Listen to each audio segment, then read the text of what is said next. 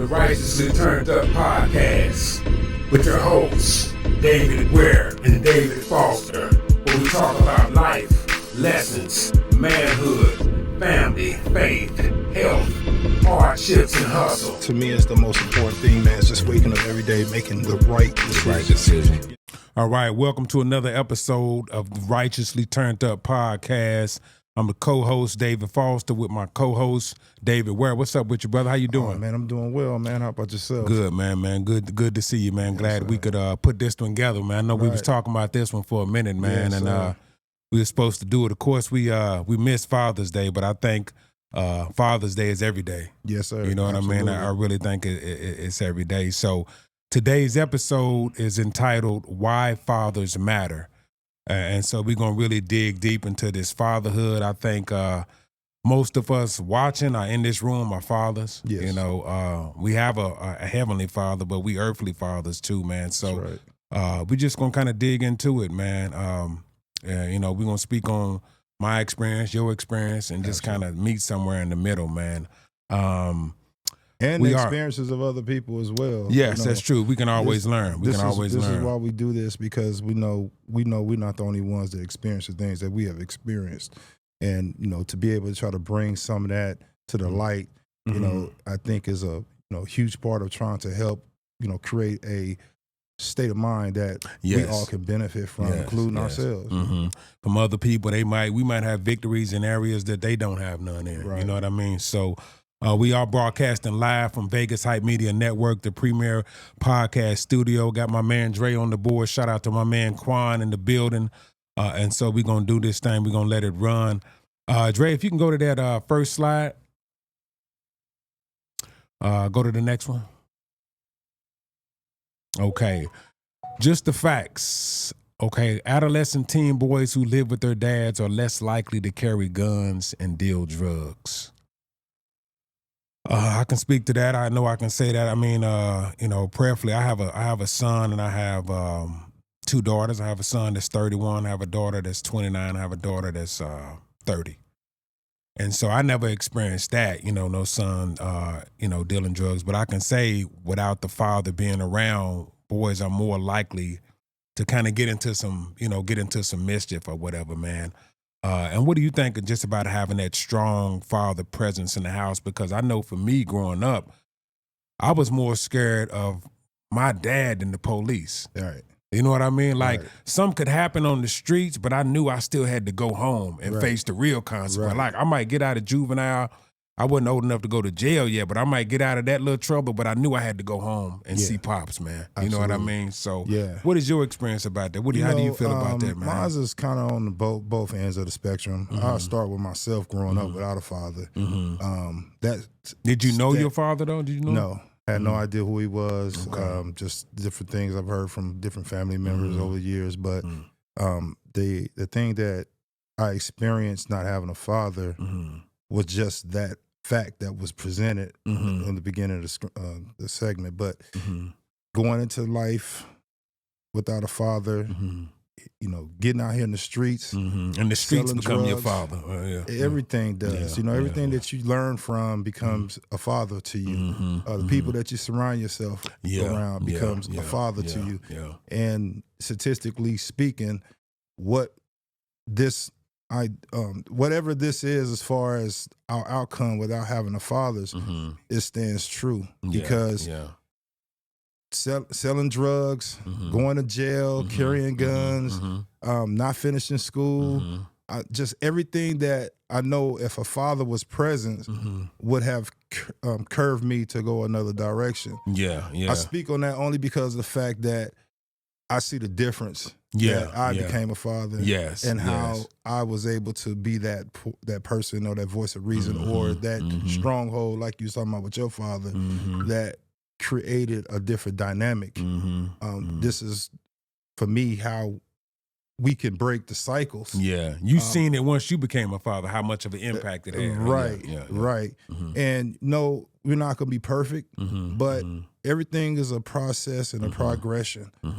When you don't have the means of understanding about certain things, you kind of go through it through trial and error. Yeah. You know, you're not always making the perfect decisions or the the best decisions, but you're making the decision based on what you understand and what you know. Thus far. Thus far. That's and true. as time go on and as you grow and you develop as a man, then you start understanding different decisions and how they affect things that go on in your family, your children, and so on and so forth, in your communities. You know. Yeah, I totally agree. And we operating with limited knowledge, because I mean, truth be told, I had a son when I was 19 years old. Yeah. No business in the world having a son. Yeah. I tell him to this day, I love you. He's 32 years old now. He was born in 91, but I said, dude, I had no business having no kid. You know, and I even talked to my brother about that. I said, it should be something in our bodies, men and women, where you can't even have a kid till you're like 30. It really should be, man, because you are really not ready, man, and you still trying to get yourself together. You know what I mean? And like you learning, you still trying to put it together. And I can only, like you say, know this from looking back. You know what I mean? And me and his mother, I was like, I was with his mother early, but things didn't work out. So we split up. I moved to Vegas, and I was like, okay, you know, I'll be right. This was even before my son was born. Right. So I'm from Louisville, Kentucky. She was impregnated, and I said, I'll be back. Right. You know what I mean? Right. I didn't see my son till he was 7 years old. Right. And came out here and things happened, got caught up. You know what I mean? It's crazy, man. And this is the thing with the circumstances of young men having children at a time period that they're not properly prepared for. Yes. I started having children when I was 16 years old. I'm still a child myself at that time. Out the gate. I didn't know. I had not a clue how and what.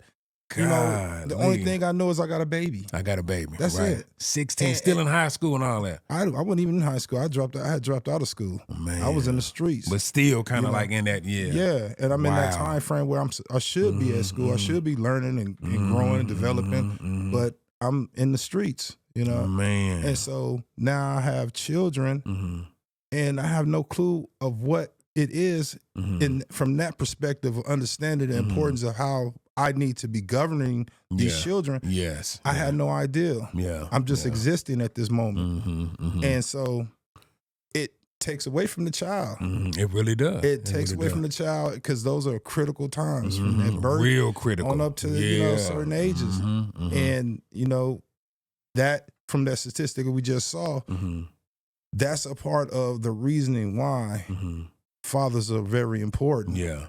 Because just like the mothers are nurturers, we have attributes that these children need in order to need that other side from the dad. You need that other side. Exactly. Yeah. You know, so there's no, you know, we can't dismiss the fathers. Mothers are great. We give y'all all the props in the world.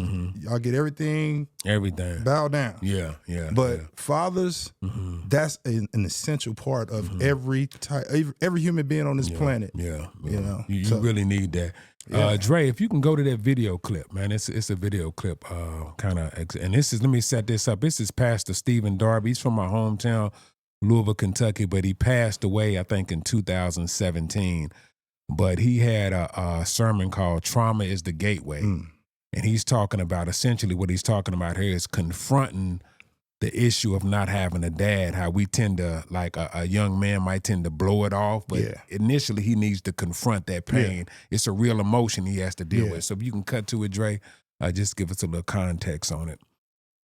Say healing is based upon confrontation.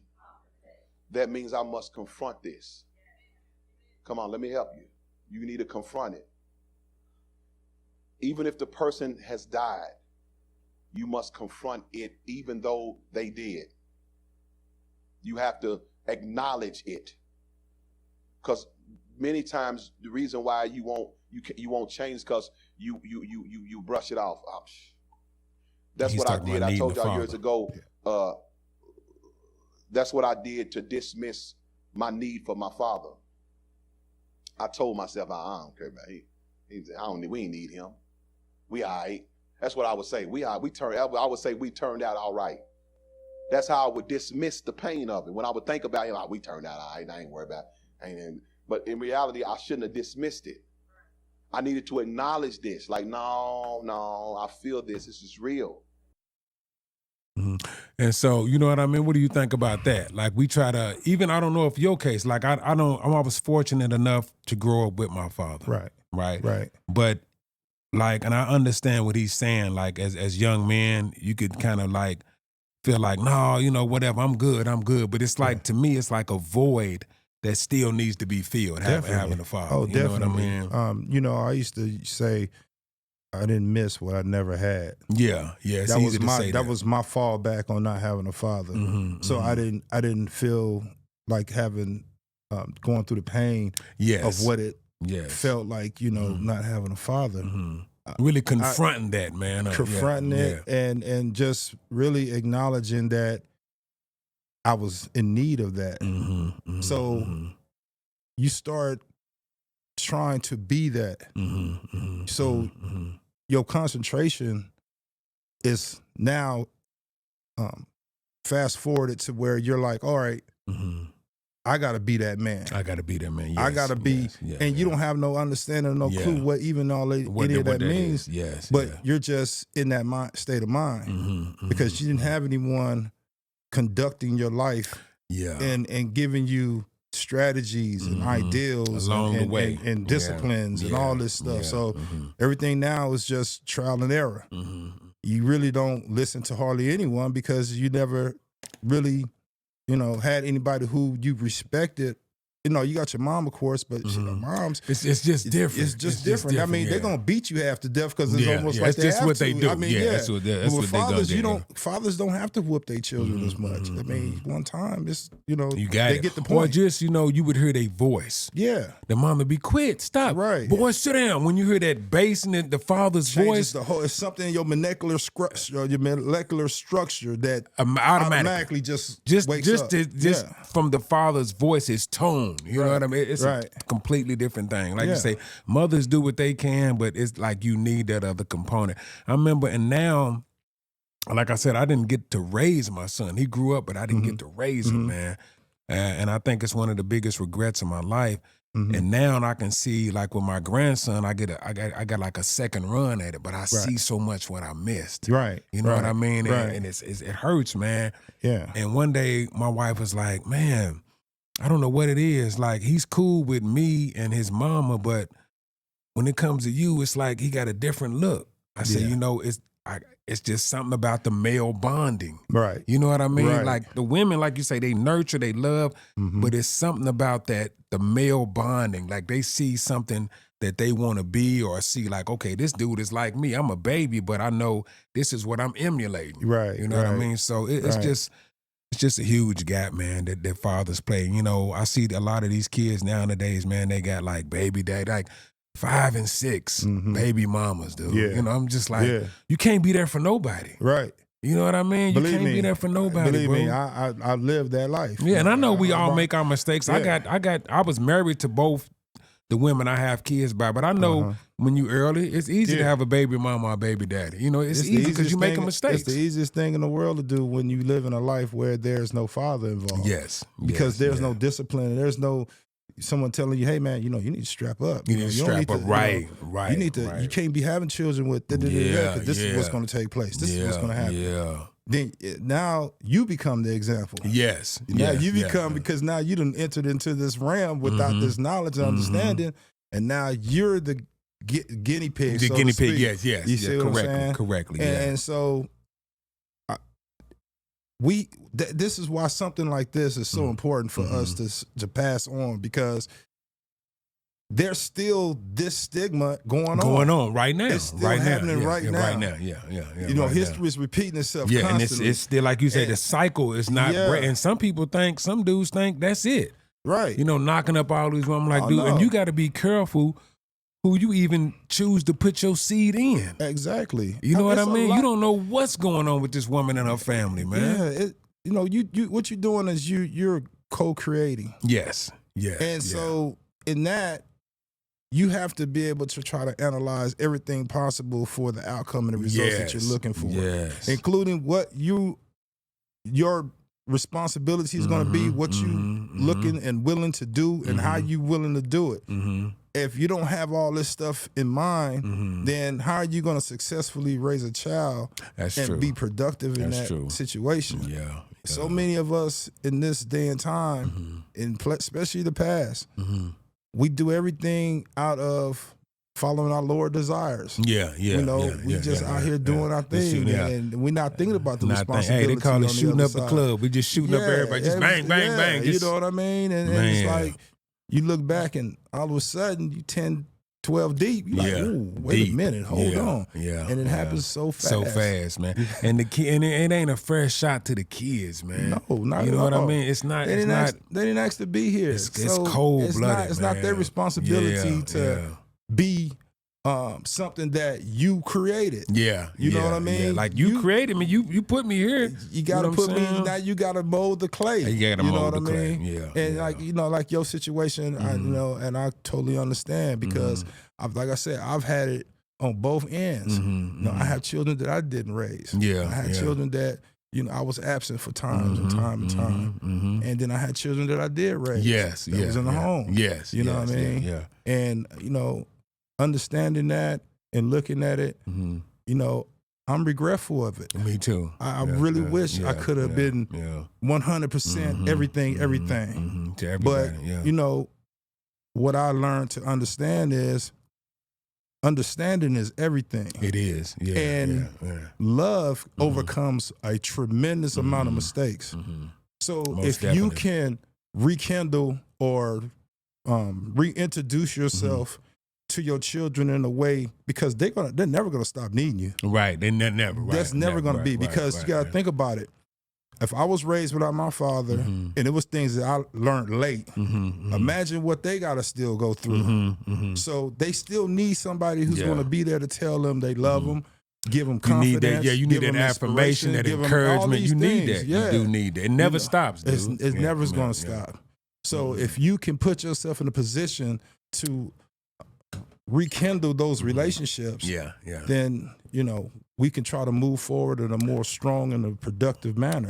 And like you say, your grandchildren now, they don't know nothing about your past. They don't know nothing about your history. All they know is here and now. Right. Oh, that's grandpa. Right. That's all they know. They don't feel no kind of way towards you, any of that. None they of just that. know Unconditional. That's it. You know what I mean? So you do have that opportunity now to put that relationship and make that relationship become what it needs to be. You know what I'm saying? Because you're never going to stop being a father. Never. I don't care how, what, you're never going to be that. Stop being that. It's always, always. I always say that's one job you never clock out from. You know what I mean? No. And it's like I had to tell my son and my daughter two different things. I had to tell my son, like, hey, man, you got to understand that it wasn't meant to go like this. Yeah. You know what I mean? Right. Like, it went off the rails, and we didn't plan for it not to go right. Right. You know what I mean? So when we separated, I just, it didn't plan for that. And I had to pretty much, and I told my daughter this. I said,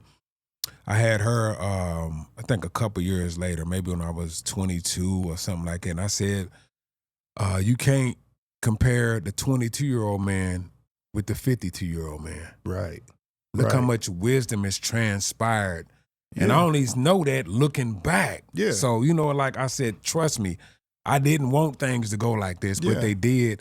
And all as bad as I want to change it and fix it, all I can worry about is what's in front of us. That's all you could do. You know what I mean? I said, you got to give me some grace on this.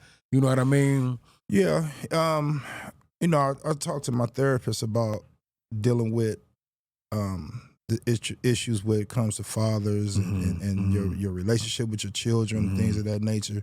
And one of the things she brought up to me was, we have to learn to apologize to our kids. Yeah. A lot of times what we do as parents, if we feel like we didn't do what we were supposed to do and things didn't work out, we try to sweep it under the rug. Graze and over. Act like it didn't happen. Yeah. And that's not good, because what happened has affected them in a way where it's traumatizing, to a point where it's causing certain behaviors and ways of thinking. It really is. It really is, man. And what I've learned to do is to rekindle the relationship by speaking my accountability by apologizing for what took place. First and foremost. First and foremost. First and foremost. I'm not going to make no excuses. I'm not going to say, well, this, and that. Okay, I know these things were there in place that caused me to be this way, but I can't let that linger into your life as far as the trauma that you're experiencing without first acknowledging my responsibility. I'm sorry. Yeah. And you're right. And you got to own it. You got to own it. I have to have that conversation too. I own it. And you can't apologize enough. But I think that's where it starts, because they'll think like, but they don't even feel bad about it. Right. You know what I mean? Like, they ain't even saying sorry. Exactly.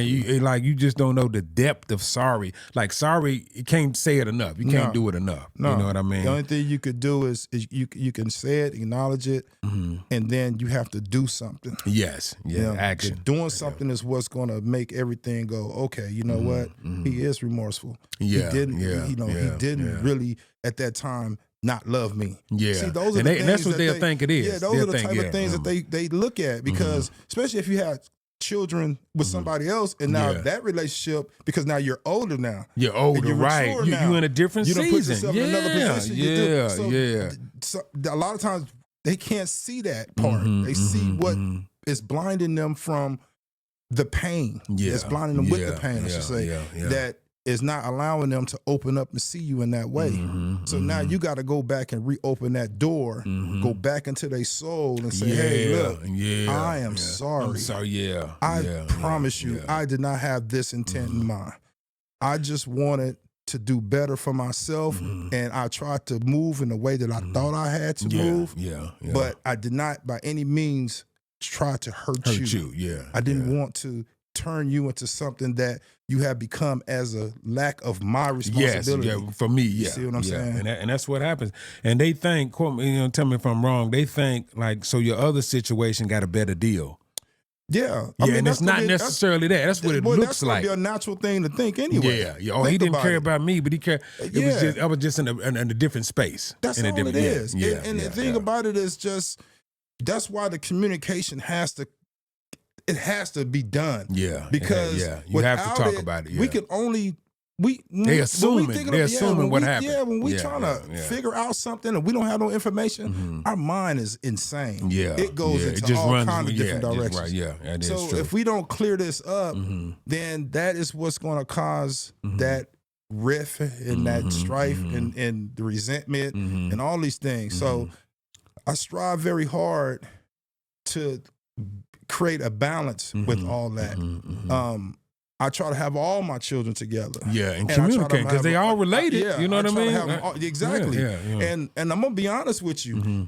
My children started redeveloping relationships together on their own. That was good. That was good. What that made me feel like was, they got my heart. They got my heart, right. Because if anything, they got, And so it made it a lot easier to bring everything together once I did my part. I had to put my work in. You initially had to do yours. Yes.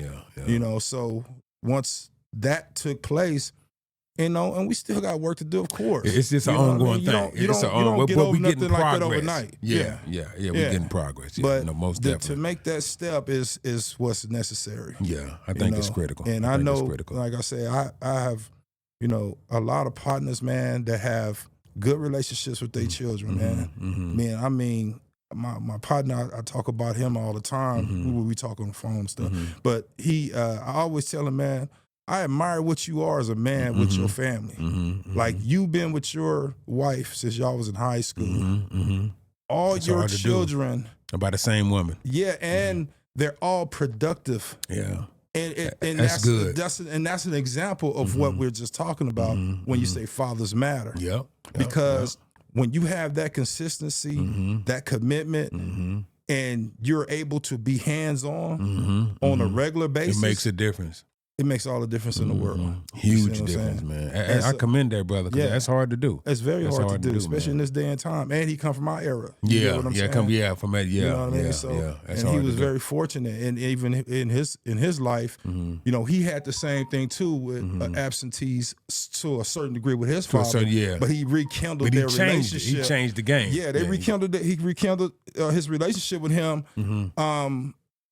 as his sons got older. And That was good. his son was the one who actually recreated the communication because Really? his son went to school where his father's hometown was at. Wow, how crazy is that? Yeah. And it was, it was meant, Yeah, it like I was meant said, to when be. you're driven by God and he is in control, these are the type of things that you should expect to happen. Yeah. Because you're putting in the work and you're putting in the time and you stand open. You stand open. When we close ourselves off, then we just... We close there a whole bunch off. Yeah, everything, you know. That's crazy, man. And so, I like I said, I admire that brother for that. That's good. He's a Hey, great Drake, example. can you go to that next slide?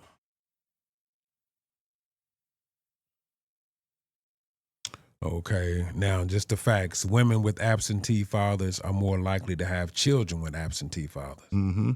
So that's kind of what we saying, Just what we like the talking about. cycle, going on. Yeah. All the women I had children with, it was the same situation. That's why the situation was so easily able to happen. Yeah, and then we would hate for our daughters, oh, that cat ain't around. Yeah. But like, where do we come from? Right. You know what I mean? Exactly. And I guess it's so weird how that's a fact. Yeah. And that it will continue on. It will continue on. You know what I mean? Like, man, these now her kids don't deserve it, and we might even feel the burden from that. Right. This dude ain't around, so I got to step in. Right. Because this cat ain't around. You Right. know what I mean? So, yeah. And it all depends on the situation. It does. There's some good women out there that's holding it down. It is, and I you think know, too. When I told my first, I got two daughters, Leah and Davion, but what I was telling my first daughter is like, even my second daughter, both of them, you got to pick better quality men too. You know what I mean? You got to, you got to really look at his family, look at what he come from. You know what I mean? You really got to pick better quality, but sometimes you having that conversation when it's too late. Yeah. After they done already had kids. Right. You know what I mean? Right. So, And that's why this is so important because we have to produce men like that. we have to be able to. We the producing the men that's gonna get with the women. We got to because that's what else are they gonna draw from? I mean, you see how society is. It's insane. It's the same. Everybody mind is stuck on the most materialistic things you can have and find and do, and then there's very little spent on moral values. Yes. The stuff that really matters. You know what I mean? And this is where the cycle continues to revolve over and over. They probably be like, if he checked out on me, I guess it's cool for me to check out on them. You know what I mean? And just that's think cool. it happens naturally because you just don't know no better. You just don't know no better. Yeah. That's all you know. Yeah. That's all right. Yeah, that's you don't true. even That's give true. a conscious You thought ain't even about giving it. that much thought into it. Yeah, you're right. It's just subconsciously happening. You know what I mean? So it's like I say, man, we have a responsibility and a job to do as well, especially us OGs. Like for me to see a man that I knew from back in the day and say he was into gang banging or whatever, and I see his child doing it too, it's disheartening to me. It is, yeah. Because I'm saying, nothing has wait a minute, changed. man, you mean to tell me that you knew what was happening the consequence, with you and all you barely made it out of there yourself. But then you're not gonna tell your boy like, hey man, that ain't the way to go. I not deter him from doing it. You know what I mean? You know what I mean? That's just the same thing as having like generational gangbangers, generational drug dealers, generational baby daddies. It's like it's crazy, man. Yeah, I don't think until you zoom out of it and realize how important it is, man. Really how important it is. It's beyond important. I mean, it's the social fabric of life. Yes. I mean, we have a 50% divorce rate in this world. That's nuts. It's society. That's nuts. Our society is built off of families. But now we have a society that's saying, separate, do your thing, and then however it go, Have it go down. That is true. And so when you do that, how you going to reproduce the next generation at that point? Took that component out of it. Now we right back to the statistics again. Yeah. You know what I mean? Yeah, that's true. So it's that's why I say it's something that we have to take control of. We have to just be actively involved in making sure that we always create that type of process in our lives and the children's lives and the children's lives as long as we could be here. And I think when you teach like your son, you teaching his son. Right.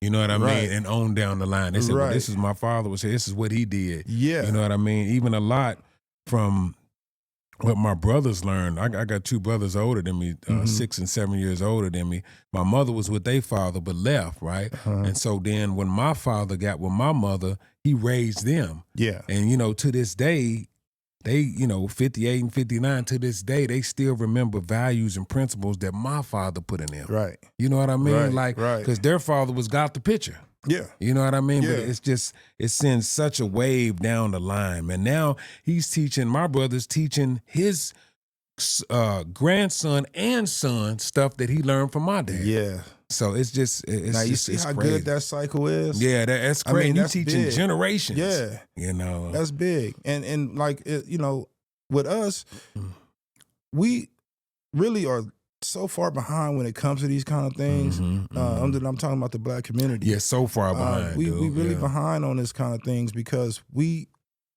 have been stuck in a traumatic state of mind for so long. Trauma's been huge. And yeah, it trauma. slows down the process so bad. And if we don't take the initiative to recreate a different way and understanding, then it's going to continue to happen. Right, we so far behind. Dude. Yeah, I mean, and it's done. I mean, you know, I know this is a different day for a different subject, but you know, it's Systematic. done. It's done perfect. I mean, it's done purposely. Yeah, and you got to fight like hell to get the information necessary for you to just break through that. And like what you said to speak on that, I remember Pastor Darby said another thing. He said that, I don't know if you remember that era, like 70s, 80s, when they would give women welfare, right? And a justification was that the government can be a better father than the real father. Yeah. And so his point was to be able to get these benefits and welfare, the man got to be out of the house. Got to be gone. That's the But rules. if you really wanted me to win, why ain't you helping me stay? Right. But you want me to be gone. That way you have a child that's ungoverned, undisciplined, unraised. Exactly. So he's going out in society. Next thing you know, he's in prison. Because we got another entity that's investment. Yeah. And they said like with monies. they knew the government could be a better father. I said, man, that's cold, bro. Yeah. That's cold. You know, it's a trick. It's a trick. It's a trick. And that's systematic. And we fall for it because they're like, here, over here. You know, here. Look at this. I give you these benefits. Yeah. It's just, it comes from the lack of development. We're not developing ourselves, and we're not passing this information on to the next and to the next. To the next, yeah. We're just kind of like letting it go by, and you know, we say if you don't stand for something, you will fall for anything. Fall for anything, right? And first thing to come along, everything. So that's you know, that's the game that has been played on us, and this is what they understand. They know us better than we know ourselves. So right, they know what they and have we fall produced for it every and created. time. Exactly. The community falls for it every time. Yeah, you know what I mean? So I just think that with this type of dialogue, trying to keep bringing awareness to what and how we need to understand the importance of our position. No matter what our past is and what we experienced, what we gone through, we still got work to do. We still got work to do. Keep getting up, man. Yeah. Keep getting up, man, for these fathers and not yet fathers are soon to be fathers. Even if you are a father now, and I mean, I think this dialogue is very important. Dre, could you go to the next slide? Yeah, kind of goes on that other part. Men with absentee fathers are more likely to become absentee fathers themselves. Kind of just what we, I fell right into that trap. Yeah. I fell right into it. You know, I was absent. I was there in the beginning of some situations. And then it just some issues and things happens. And then you get gaps. Gaps, yeah. And too like far you in say, between. Too far in between. And then when you have a multitude of children, it's only one you. It's only one it's you, very, right? It's a right, very, it's just a reality. It's a very difficult balancing act that you're trying to be everywhere. You know, it's hard to be. You know what I mean? It's hard to be. You know, that's why it was so crucial for me. I was telling my son, like, my dad was there. Like, I did not mean to not be there for you, dude. That's all I know. You know what I mean? It's having a dad. So you got to trust me when I say, dude, this wasn't meant to happen, man. You know? Right. No, it's just you got to keep, you just got to keep moving forward with them and keep talking to them and keep making them understand that you love them. And, eventually, he would break down that wall and, y'all would rekindle y'all situation. Yeah. But that's true. That's that is the our biggest, problem when it comes to the absentees of fathers is God, we got so much work to do already. So much work, and then we got to try to do more work because now we've created so much damage. Yeah, and then now so it's much like, damage. Yeah, so now it's like, man, okay. Now I got to get these extra tools out. And I got to work harder. I got to work harder. Yeah, I got to get some little more endurance now. You know what I mean? Because it's super important, man. Like the father situations is beyond a reasonable doubt that is probably the most highest necessity for life. Yeah. We can go on and on with statistics and showing different outcomes of when fathers are not there. When they're not there, yeah. I seen someone talking about this one day, how they got a statistic out there that shows the difference between two-family home where it's a mother and father. Two-parent, yeah. And then you have a single-father home and then just a single-mother home. And statistically, they show the children are more well-off if they were in two-parent or just the father. Single, yeah. Yeah. But those like you don't stand a chance, man. No. Yeah. And those are the things that, we don't have conversations about because it's easy just to say it's your fault. Yeah, right. It's easy to say, hey, man, you suck and you didn't do that. You know what I mean? It's easy. But if you look at it from a statistical standpoint, if you do have that, then that child is going to be better off because the importance of a father being in that home. You know what I mean? So you have both influences. Yeah. You have both the mother and you need that, man.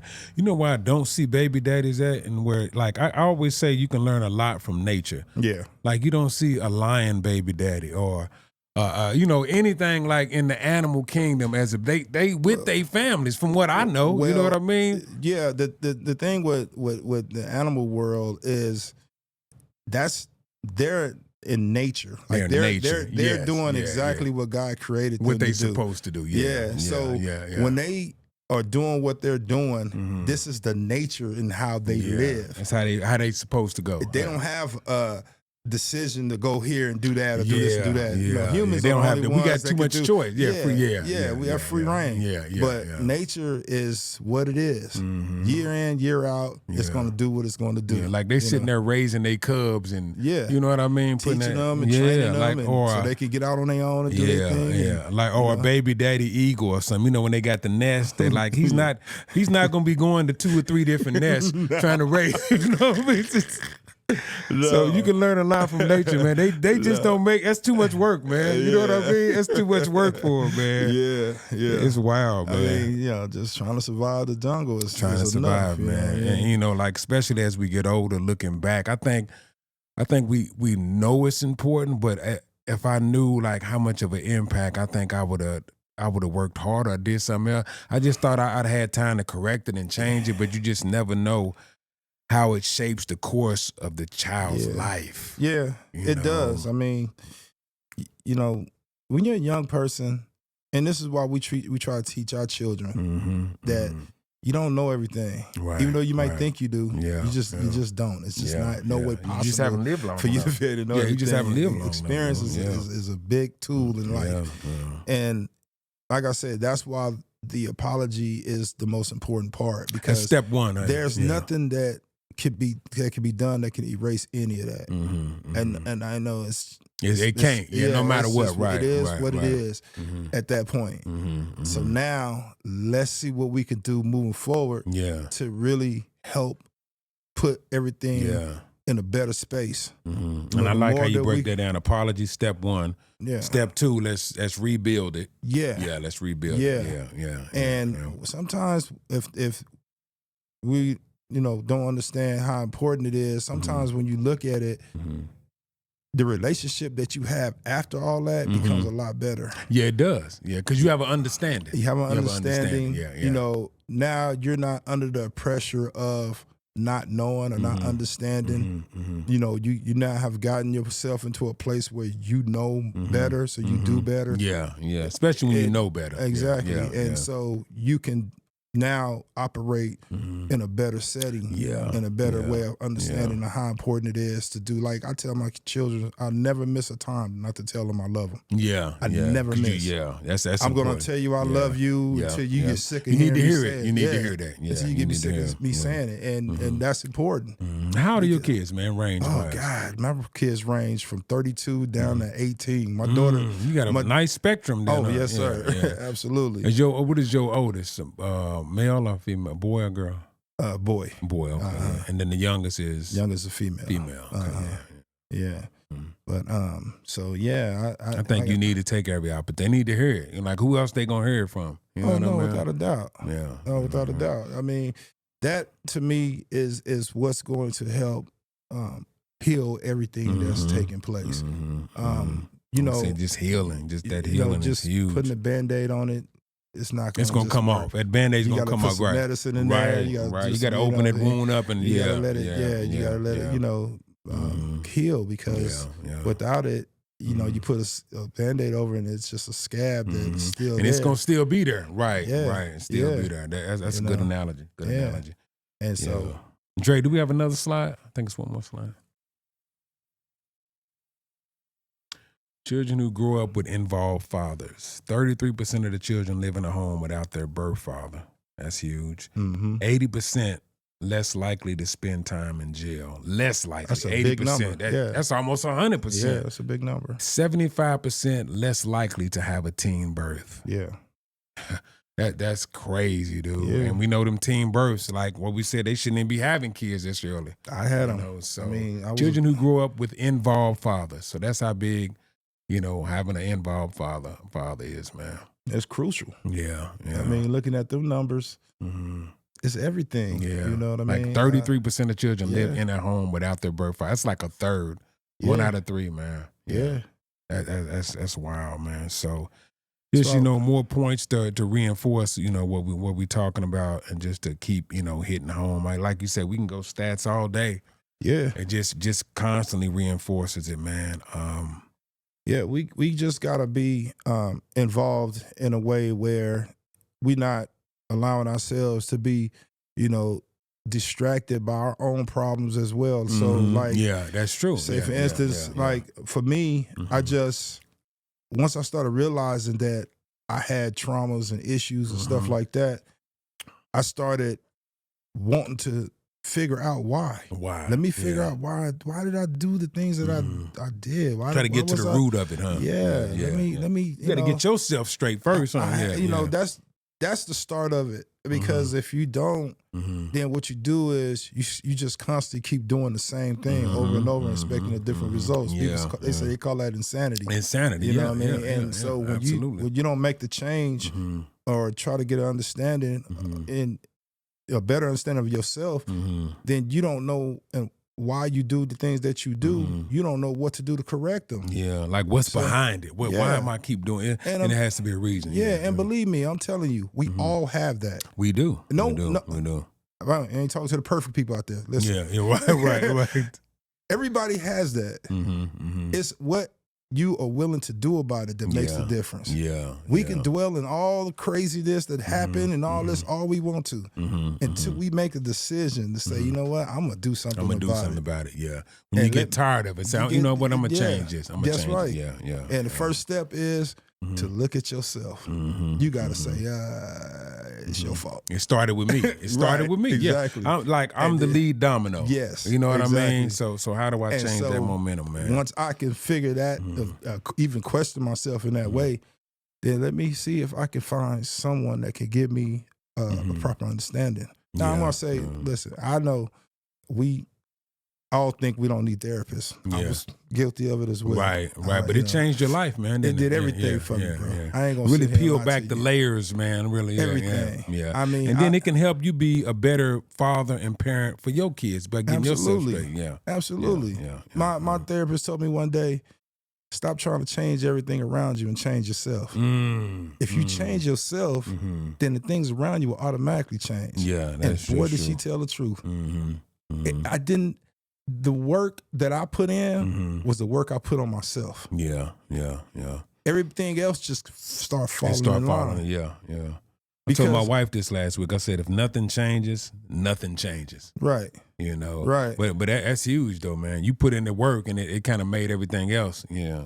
Yeah, it was huge. I mean, like I say, if we could start with that state of mind first, then we have a great opportunity to win in our personal lives. Yeah. No matter what your exterior look like, you know, we can pacify with making money and having jewelry and doing all this stuff. You still feel empty. Listen, the undermining situation, you know, you wonder why you see people look like everything is great and everything's together, but all of a sudden the rug is pulled from up under them. You're like, damn, what happened? Because he was able to pacify, or she was able to pacify and cover up a lot of issues for so that long. was taking long. Yeah. And it's just a matter of time, man. It's just a matter of time. It's just a matter of time. You know. And so just like it's a matter of time for it to go wrong, it's a matter of time for things to change over too when you make the decision to make that move. And you start building that momentum up to like, I'm getting better, I'm changing it. It's got to turn around. It's gradual. Sometimes, you know, you don't even notice it because you be so caught up in doing it. You know what I mean? You don't even like look at it and go, oh man, I'm here now. You know, this, that. Nah. You just know that, understand that it's constant work that needs to be done. Constantly. I always use an example like how people on drugs have to try to stay off of drugs. It's a constant fight. Huh? You could try to go cold turkey, but the urges and all that impulsiveness that you carry, it's there. So what you do, you try to find something that is going to help create a opportunity for you to constantly stay in a certain mode. So you stay in AA, you stay in NA and all those different things. And I know people who's been doing that for years. I went one day with a guy because he's just like, man, come check out a meeting with me. He been clean for 25, at the time he was clean for like 25, 30 years. Still going. Yeah, because those urges and demons gonna still keep haunting you, exactly. man. And so when I, and it was just little things like that I would see throughout my life that I started putting into my thought process that I felt was like important for me when I started making those type of decisions. That we are in a constant fight in life. It never stops. We have a subconscious mind that's pre-programmed already to do and act a certain way. So if we don't identify it and try to find a way to be able to turn it around, then it's just going to be a constant movement towards that direction. Towards the same deal. Yeah, I totally agree. That subconscious mind is operating in the background the whole time. The whole time. It's like an air conditioning unit. When that air conditioning unit is set, that air conditioner will tear itself up trying to keep the room trying to keep the right. That's true. Right. That's the way your brain works when it comes to your subconscious thoughts. That's why they say it's important to try to recreate habits. If you're a late bloomer and you like to get up late and all that, but you're missing out on something because of that, then you got to redirect. You might have your to change time that frame to be able to do something else at a different time. You know what I mean? So, and then takes time for it to become a habit. Right. You got to build a habit. You got to build it. You know what I mean? So, like I say, man, this to me is like, a great opportunity for us to be able to have information that would help give people something that we know is necessary for us to become what we need to become as men.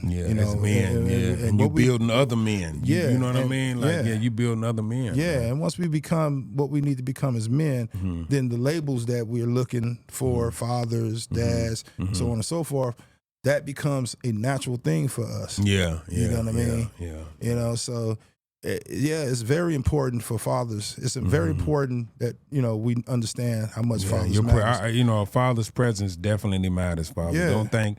I know a lot of cats, they get into it, about the financial side of it. If the baby mama's doing better, but trust me, your presence matters more than money. And one of the things I really realized too is that I used to say, and I know a lot of cats probably say this too, is that, I was on child support, right? And so, but the thing of it is, the child support can't raise the kid. No. That's only support, but your physical presence outweighs any money.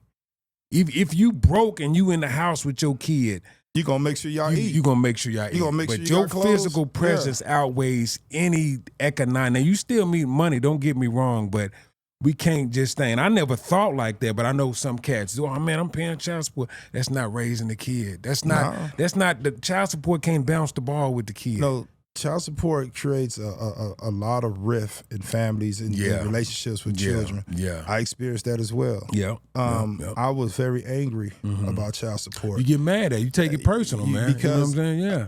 The with child support, and what a lot of people don't understand is that child support actually is there to ruin men's lives. Ruin men's life, right? And the reason I know some people that never made it back. Yeah, it's whoever thought of that, dude.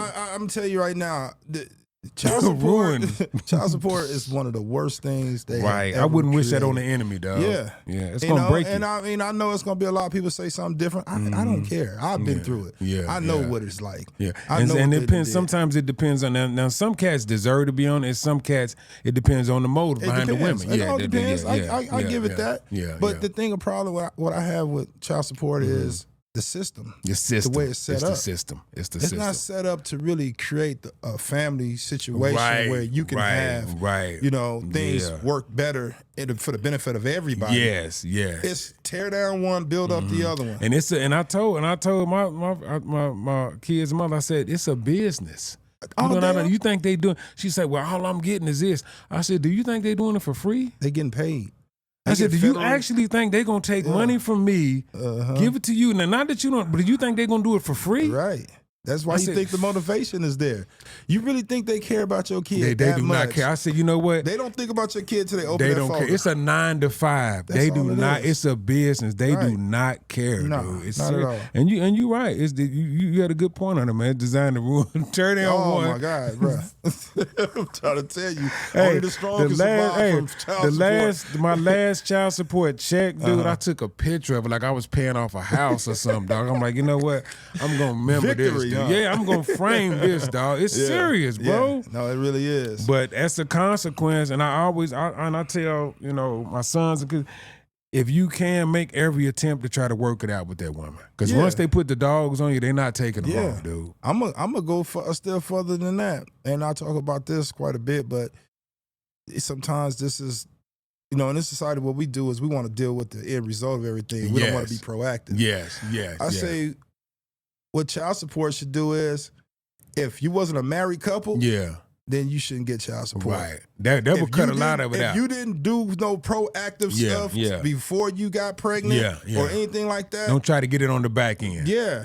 You know how much that would cut out? Probably wouldn't nobody get it. Nobody be having sex for one. When nobody. You know what I mean? Right. Oh, if you ain't linked up, you would think about it before you do it, because now you know there's no. I mean, I'm telling you, I know this is. I don't want to feel like I'm getting off subject, but I knew a woman. They used to have children just to get child support. I heard that. I heard that. All the benefits came. I mean, this woman, I seen her at the child support. So you getting it before. from 2-3 cats. You getting a nice little jug. Oh, she's trying to teach the other women. These women is pregnant at the child support office. You ain't even gave the man a chance to fail at it yet. God, you already trying to get the money.